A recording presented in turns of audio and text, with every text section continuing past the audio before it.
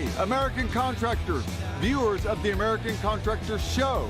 I'm here with John Dye at Win the Storm, and I have to tell you, anyone that is associated with American Contractor Show, you are a badass.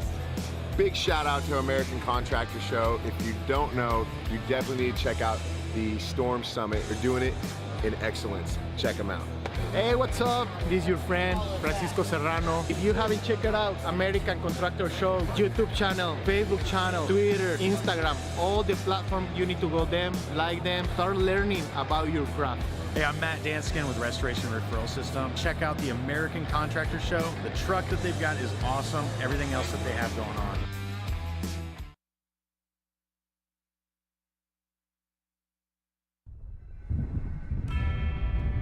Hail is a fickle foe. There just ain't no telling where it'll strike next. To make matters worse, those Weisenheimers at Town Hall have got the place sliced up 6 ways from Saskatoon. And every jurisdiction has its own bounty on this outlaw. So it looks like we got ourselves a villain. Too strong for just one hero.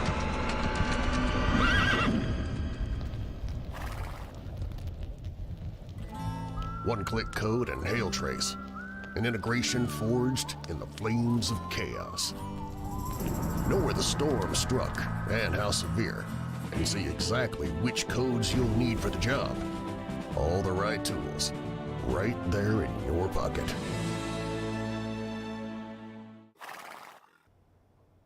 Good afternoon, everybody. Meteorologist Frank Gaetano here from the Hail Palace for your daily, well, usually at noon, but a little bit after 1-ish p.m. hail forecast.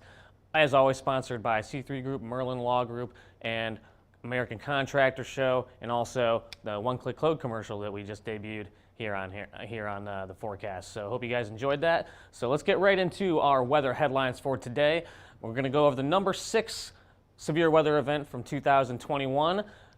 We're going to go over the events that we're going to be going to, a couple events coming up, and then we're going to be hitting the road, so I'll talk about the dates for that and who's going to be at those events. And then the meat and potatoes of today, severe weather is going to be returning next week, and I'll tell you about where that's going to happen. It's looking like Texas in the southeast, but I'll get a little bit more specific about it towards the end of the forecast. So, upcoming events, we just had the IRE, and Win the Storm is up, so that's going to be next week from Monday through Wednesday at the Kay Bailey Hutchinson Convention Center in Dallas. Justin will be there, Derek will be there, I will be there, so you guys need to come check our booth out, come talk to us, so we'd love to just talk to you guys. So Win the Storm, February 14th through the 16th, that's going to be in Dallas next week. And then after that, we're going to be hitting the road for our highway to hail dates with Company Cam. We're going to be going to Dallas on February 22nd.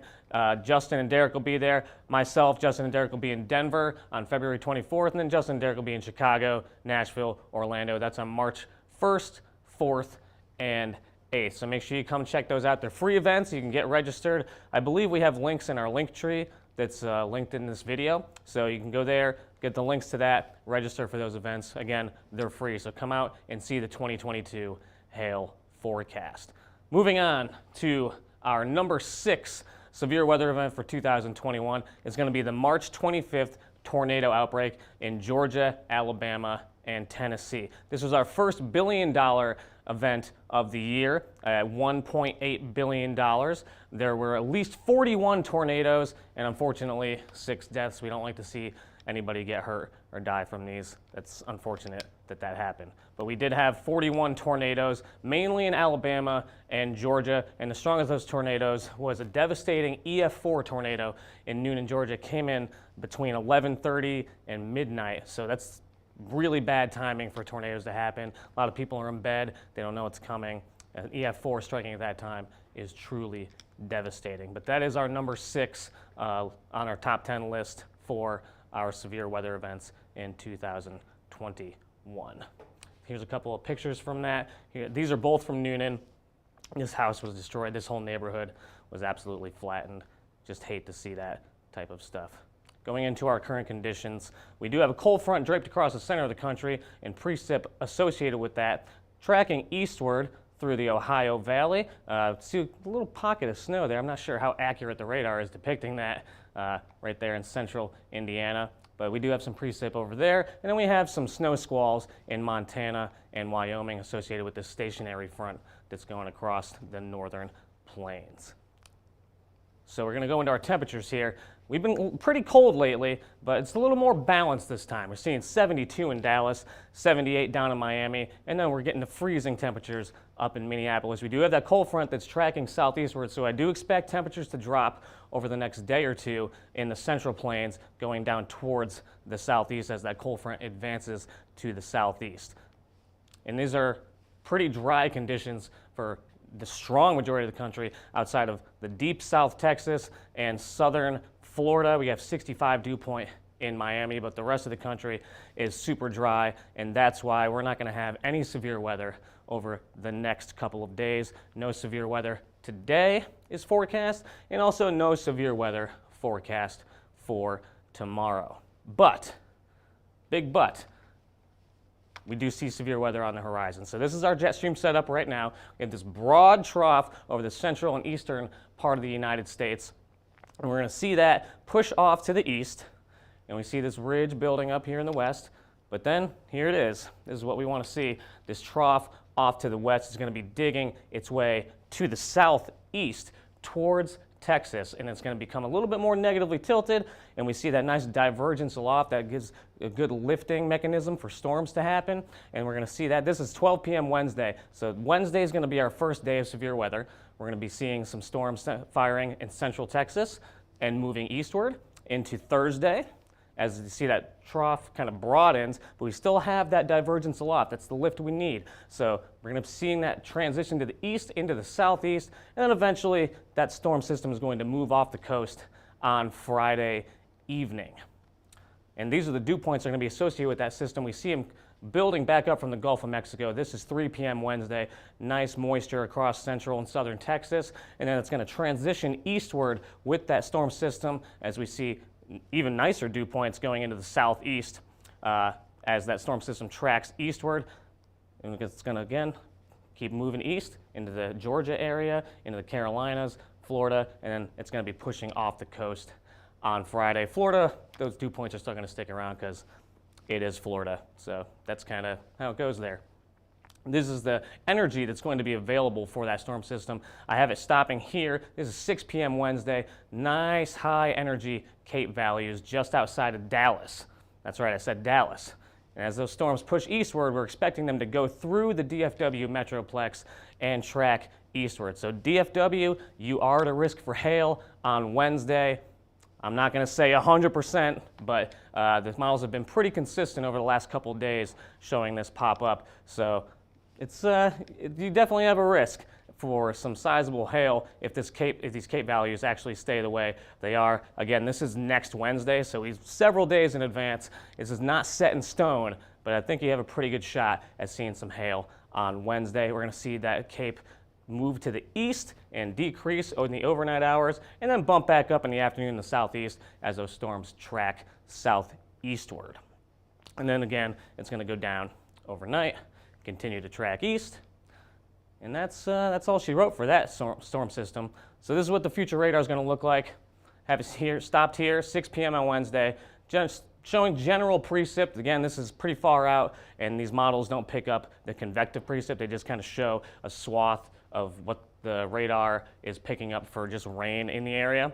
So it's showing general precip across the southern plains here in the Dallas area. And it's going to push eastward and showing some heavier precip. This looks like potentially a line of thunderstorms moving across the southeast on Thursday, and a nice heavy swath of rain there. So it's indicating storms in the Alabama area and then pushing eastward into Georgia next Thursday evening before that pushes off the coast on Friday.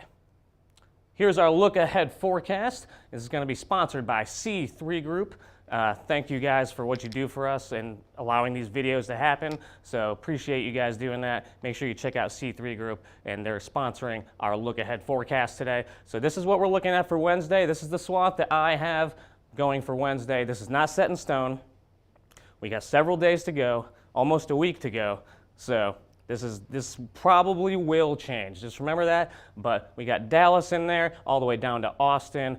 College Station is in there, and then We're going to look at Thursday as that system moves eastward, Louisiana, Mississippi, Alabama, a little bit of Tennessee, and back into Arkansas. So this is, like I said again, I'm going to reiterate this for the fourth time, not set in stone. We're almost a week out, but models have been pretty consistent over the past couple days, so I find it a good idea to throw these in here for today's forecast. So that's what we're looking at for Thursday as that system tracks eastward.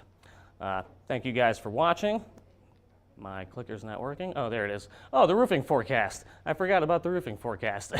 Well, temperatures did warm up a little bit in Denver today, so you can get on those roofs this afternoon. Temperatures above 40, so those adhesives should work if you're going to get up on the roofs this afternoon. Then we're going to go into Dallas as temperatures are going to cool off tomorrow as that cold front works its way southeastward. So we're looking at highs in the 40s, maybe pop up in the low 50s if you get like a lot of sunshine in a specific area. So it's going to be chillier, wear a jacket, but you should still be able to get your work done. And eventually we're going to end here with Oklahoma City. Again, that cold front's pushing through. So we're going to be looking at chillier temperatures tomorrow.